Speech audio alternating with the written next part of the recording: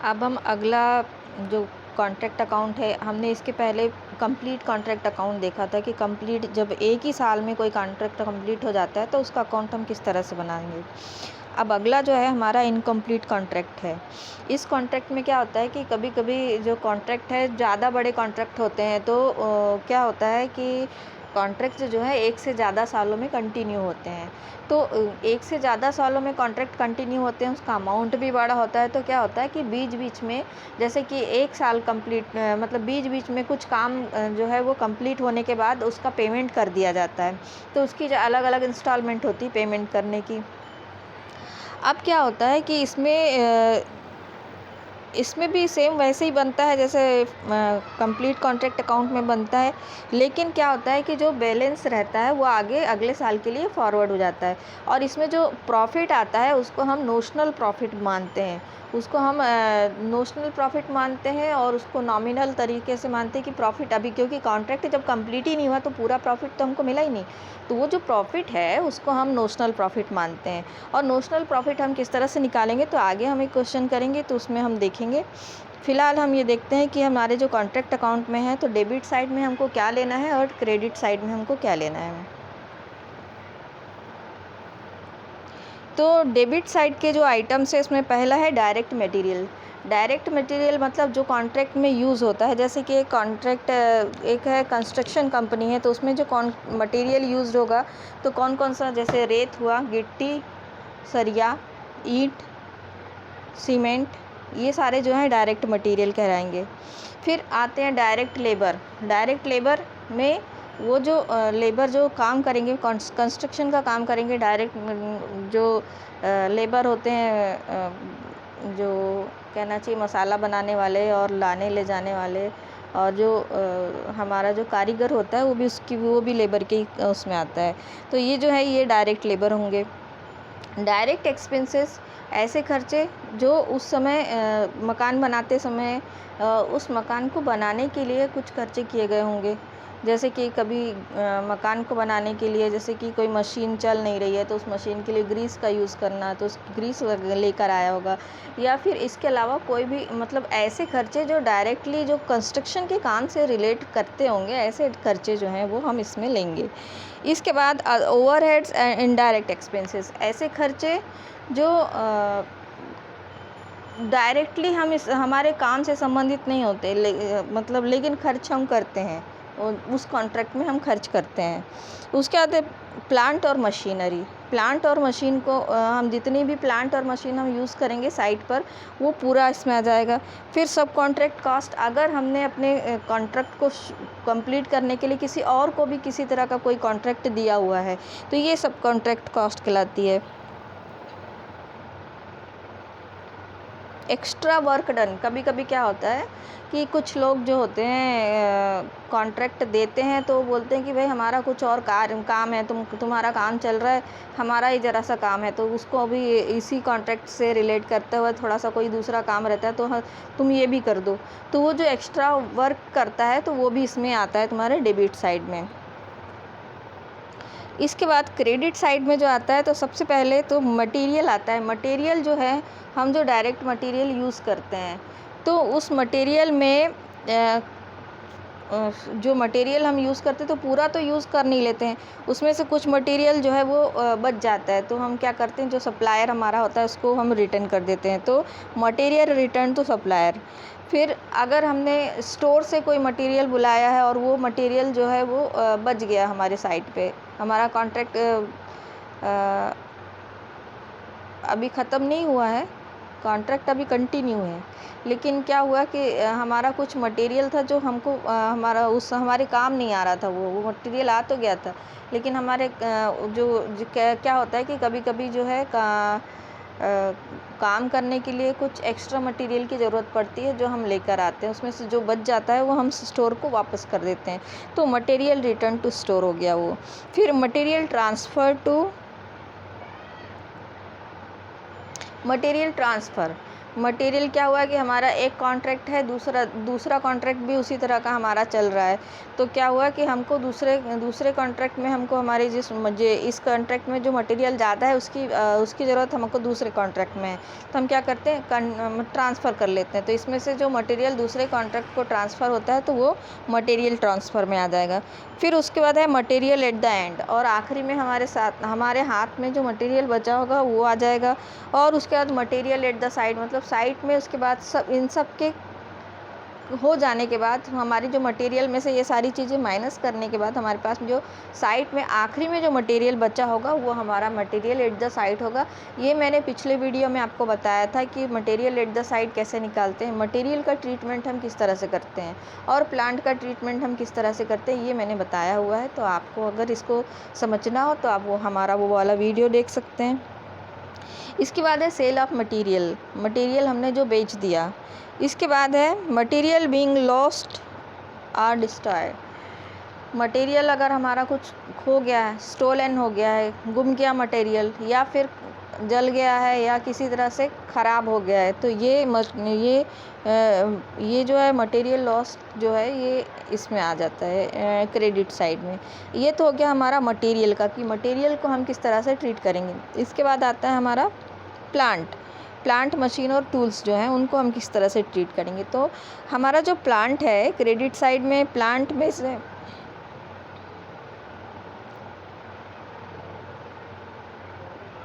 ये miss print हो गया है।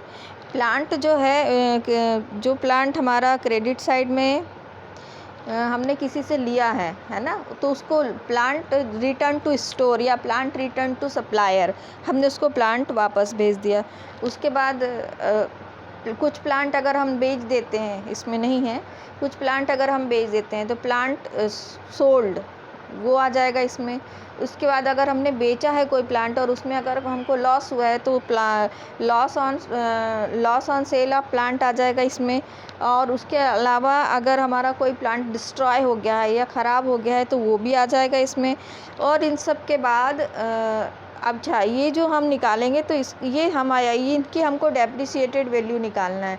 अगर प्लांट ये दिया हुआ है कि कोई प्लांट हमने बेचा है वो यूज़ किया हुआ नहीं है तो ठीक है कि उसकी वही वैल्यू हो जाएगी। लेकिन अगर ये बोलता है कि वो प्लांट जो है वो यूज़ किया हुआ प्लांट है और उसको हमने बेच दिया, तो वो जो यूज़ किया हुआ प्लांट है तो उस प्लांट की एट ए टाइम जब हम कॉन्ट्रैक्ट अकाउंट बनाएंगे तो उस समय उसकी वैल्यू जो है वो उसकी कम हो जाएगी। और इसलिए हम उसके डेप्रिसिएशन चार्ज करने के बाद ही इसमें वो प्लांट जो है डेप्रिसिएशन चार्ज करने के बाद लेंगे इसमें। ठीक, उसके बाद है प्लांट एट साइट। अब इन सब के बाद हमारे पास में साइट पर कितना प्लांट बचा, ये आ जाएगा तुम्हारा प्लांट एट साइट। अब वो जो प्लांट एट साइट बचा है हमारे पास में उसकी भी डेप्रिशिएटेड वैल्यू निकालना है, उसका भी डेप्रिशिएशन माइनस करके लिखना है हमको। अब इसके बाद हमको हमारा जो है वर्क इन प्रोग्रेस, अब हमारा क्या है कि ये 1 साल हमारा कंप्लीट हुआ है ना। इस 1 साल में हमने वो जो कॉन्ट्रैक्ट था हमारा उसका आगे दिया हुआ है इसमें कि अगर आप उसकी 25% कॉन्ट्रैक्ट अगर कंप्लीट करते हैं तब हमारा जो वर्क इन प्रोग्रेस है वो किस तरह से निकालेंगे, और 50% कंप्लीट करते हैं तो किस तरह से निकालेंगे, और अगर हमारा 100% हो गया है तो हमारा जो है एस्टिमेटेड प्रॉफिट हम किस तरह से निकालेंगे। तो इसके लिए हम इसमें कैलकुलेट करेंगे। तो सबसे पहले आता है तुम्हारा वर्क सर्टिफाइड क्या होता है कि जितना काम हमारा कंप्लीट हुआ है उसको वो व्यक्ति जिसने हमको कॉन्ट्रैक्ट दिया हुआ है वो आ करके और वर्क को सर्टिफाइड कर देगा कि भाई हाँ इतना काम आपका कंप्लीट हो गया है। जैसे 2 लाख रुपए का हमारा काम कंप्लीट हुआ, लेकिन हमारा जो काम उसने जो कॉन्ट्रैक्टर है उसने आकर जो कॉन्ट्रैक्टी है उसने आकर हमारा काम देखा, बोला नहीं भाई काम तो तुम्हारा 1,80,000 का ही सर्टिफाइड है, मतलब 1,80,000 का ही काम तुमने पूरा किया है, बाकी का काम अभी इसमें कुछ काम करना बाकी है। तो जो सर्टिफाइड वर्क हो गया वो 1,80,000 हो गया, और वो जो बाकी का बचा हुआ जो 20,000 का जो काम है 2 लाख में से, तो वो अनसर्टिफाइड कहलाता है। तो इस तरह से सर्टिफाइड और वर्क सर्टिफाइड और वर्क अनसर्टिफाइड को हम कैलकुलेट करेंगे।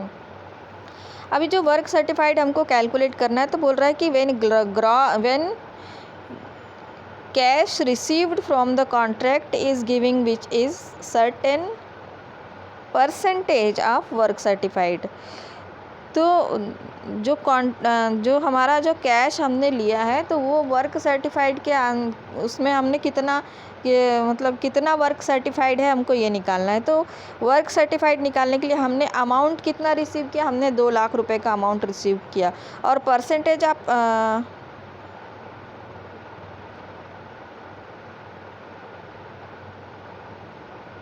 हाँ, अमाउंट रिसीव किया हमने कॉन्ट्रैक्टी से 2 लाख रुपए का, और वो अमाउंट हमारा कितना है, तो वो अमाउंट हमारा मान के चलो कि 80% है।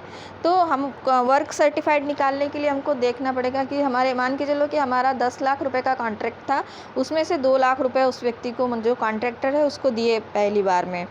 तो और ये जो है वो बोल रहा है कि ये जो वर्क है इसका जो परसेंटेज ऑफ अमाउंट है ये 20% है। तो ये निकालेंगे हम कि अमाउंट कितना है, 2 लाख रुपए जो अमाउंट रिसीव किया, 2 लाख रुपए रिसीव किया उसने, और वर्क सर्टिफाइड मतलब जो परसेंटेज है कंप्लीशन का जो परसेंटेज है वो कितना, 20% का है। तो 2 लाख बटे 20 गुणा 100 करके इसका वर्क सर्टिफाइड निकालेंगे। इसी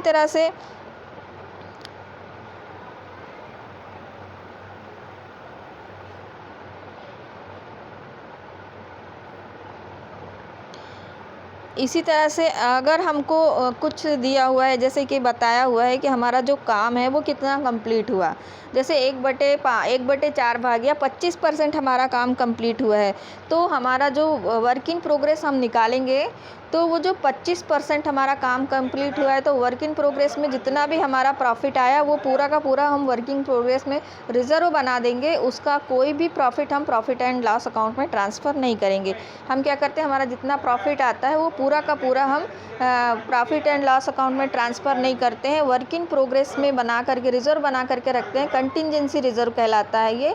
और ये कंटिंजेंसी, क्योंकि अभी जो शुरुआत में हमारा काम हुआ है, तो पूरा हम प्रॉफिट डिविजिबल मतलब बांट नहीं देंगे उसको, तो हम उसको रख लेते हैं और उसका हम रिज़र्व बना लेते हैं। इसके बाद अगर हमारा 25% काम कंप्लीट होता है, तो हमारा जो प्रॉफिट रहता है वो पूरा का पूरा 25% से कम अगर काम कंप्लीट होता है तो पूरा प्रॉफिट हम रिज़र्व में बना लेते हैं। अगर 25% काम कंप्लीट होता है, 25% से लेकर के 50% तक काम कंप्लीट होता है,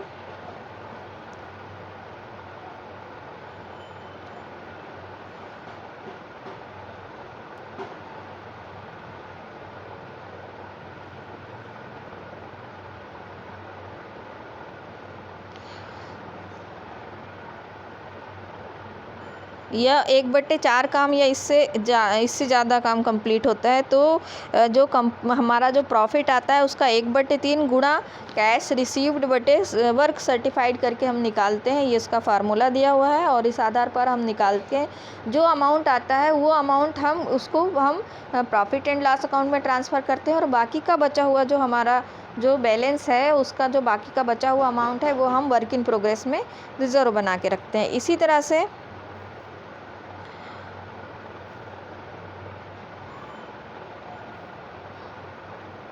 एस्टिमेटेड प्रॉफिट अगर हमको कैलकुलेट करना है, तो उसके लिए क्या करते हैं हम कि नेट एक्सपेंडिचर ऑन कॉन्ट्रैक्ट, मतलब जो कॉन्ट्रैक्ट हमने लिया है उसका जो नेट एक्सपेंडिचर है वो उसमें जोड़ देते हैं हम estimated expenditure on contract still to be occur. मतलब इस समय जो हमारे कॉन्ट्रैक्ट में जो हमारे एक्सपेंसेस हुए हैं उनको जोड़ देते हैं। उसके बाद estimated cost of contract on completion, contract complete होने पर जो हम एस्टिमेटेड कॉस्ट निकालते हैं, तो जो हमारा जो प्रॉफिट आता है उसके बराबर estimated profit on computed contract multiply by work certified बटे कॉन्ट्रैक्ट प्राइस। मतलब हमारा जो प्रॉफिट आता है उसमें हम गुणा करते हैं वर्क सर्टिफाइड बटे कॉन्ट्रैक्ट प्राइस का। दूसरा है एस्टिमेटेड प्रॉफिट गुणा कैश रिसीव्ड बटे कॉन्ट्रैक्ट प्राइस।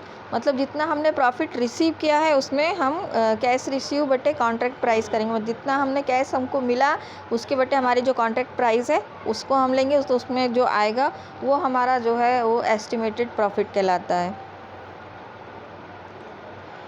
अब इस आधार पर जो हमारा पहला जो क्वेश्चन है वो दिया हुआ है, the price of contract is 20 lakh and the payment is 80% of work certified. बोल रहा है कि जो प्राइस है हमारे कॉन्ट्रैक्ट की 20 लाख रुपए है, और जो पेमेंट इसमें तीनों कॉन्ट्रैक्ट में जो अलग अलग पेमेंट दिए हैं वो ये कि ये जो है वर्क सर्टिफाइड जो 80% वर्क सर्टिफाइड है, मतलब 80% काम कंप्लीट हो गया। तो ए का दिया हुआ है work certified 4 lakh, work uncertified 10,000 दिया हुआ है, और जो खर्च हैं वो 4 लाख रुपए के हैं। तो हम इसको बनाएंगे। तो इसको हमने बनाया, तो सबसे पहले डेबिट साइड में हमारा जाएगा टू एक्सपेंडिचर कितने हैं, 4 लाख के हैं, और वर्क इन प्रोग्रेस हमारा वर्क सर्टिफाइड 4 लाख का है, वर्क अनसर्टिफाइड 10,000 का है। तो हमारा जो बैलेंस आएगा, सॉरी यहाँ वर्क इन प्रोग्रेस नहीं आएगा, यहाँ पर बैलेंस आएगा 10,000 रुपये का। ये बैलेंस जो है ये पूरा का पूरा हम वर्क जो है वो 80% कंप्लीट, 80% वर्क सर्टिफाइड 80% है ना। तो ये जो प्रॉफिट हमारा आया, तो चूँकि ये जो काम बोल रहा है कितने का, 20 लाख का काम है, और ये 4 लाख रुपए का ही अभी इसने 4 लाख रुपए ही दिए, तो मतलब काम अभी कितना कंप्लीट हुआ, काम अभी 20% से भी कम काम कंप्लीट हुआ है। इसलिए हम ये जो पूरा 10,000 जो हमारे पास में पूरा का पूरा आया है, ये 10,000 हम पूरा का पूरा वर्क इन प्रोग्रेस में रखेंगे। किसी तरह का कोई प्रॉफिट हम इसमें balance profit and loss account में नहीं ट्रांसफ़र करेंगे। इसके बाद दूसरा दिया हुआ है B, 6 lakh rupees work certified है, वर्क अनसर्टिफाइड 20,000 रुपीज़ है, और जो एक्सपेंडिचर दिए हुए हैं वो 7 लाख रुपीज़ के दिए हुए हैं। तो डेबिट साइड में तुम्हारे एक्सपेंसेस आएंगे 7 लाख रुपीज़ के, और क्रेडिट साइड में आ जाएगा तुम्हारा वर्क सर्टिफाइड 6 लाख का, अनसर्टिफाइड 20 लाख रुपए का। तो तुम्हारा जो लॉस आ जाएगा 80,000 का लॉस आ जाएगा ये। इसी तरह से जब हम हमारा एक और क्वेश्चन है कि जो सी है 12 लाख रुपए का तुम्हारा वर्क सर्टिफाइड है, वर्क अनसर्टिफाइड 40,000 का है, और एक्सपेंडिचर 10,000 रुपये के हैं।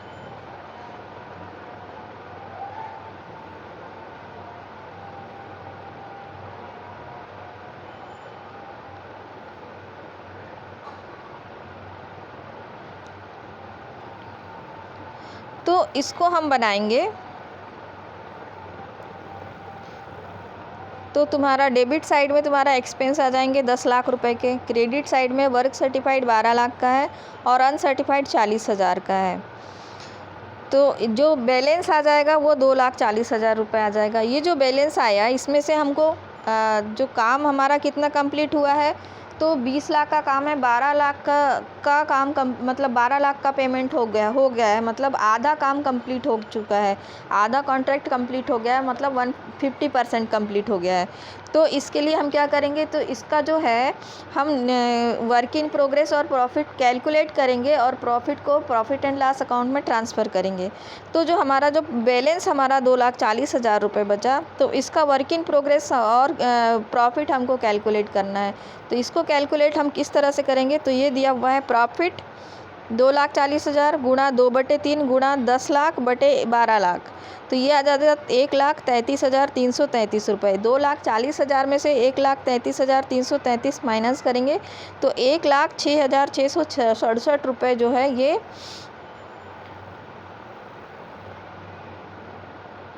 हम वर्क इन प्रोग्रेस में रखेंगे, और 1,33,333 रुपये जो है ये हम प्रॉफिट एंड लॉस अकाउंट में ट्रांसफ़र कर देंगे। तो इस तरह से हमारा ये कंप्लीट हो जाएगा।